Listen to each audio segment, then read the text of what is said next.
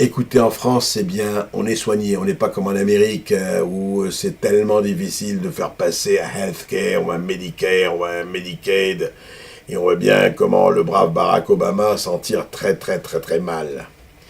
Nous sommes assurés. Tout le monde est assuré. Couverture maladie universelle, même si vous êtes de passage ou clandestin, etc., vous avez droit aux soins. C'est formidable.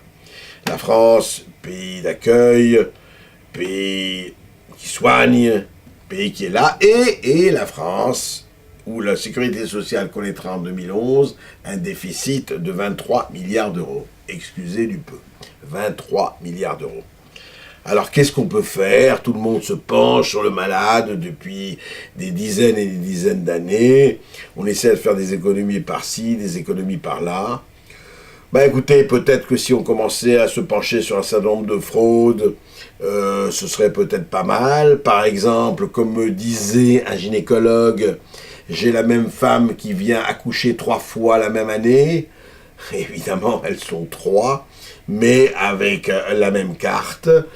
La personne qui fait déclarer 102 enfants et qui sont soignés, alors c'est pas lui qui les a fait les 102 enfants, mais il y a les pères putatifs et les femmes.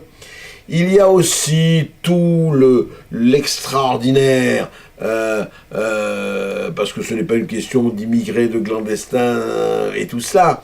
C'est la question du jeune homme de 20 ans qui arrive en disant, vous savez, il y a les taxis-ambulances, il a dit, voilà, j'ai la CMU, j'ai la couverture médicale, la couverture maladie universelle, et je veux aller à l'hôpital. L'autre lui dit, mais c'est rien, vous avez une entorse, vous allez mettre quelques glaçons et ça va passer. Non, non, non, je vais à l'hôpital. Et à l'hôpital, on lui confirme que c'est une entorse, il revient dans un autre hôpital. C'est-à-dire qu'il y a en quotidien, à côté des vrais malades et des vraies maladies, il y a d'abord des gens qui ont des revenus pour payer en partie les soins, et ils devraient être traités autrement. C'est vrai qu'on devrait être soigné et remboursé en fonction de ses revenus aussi.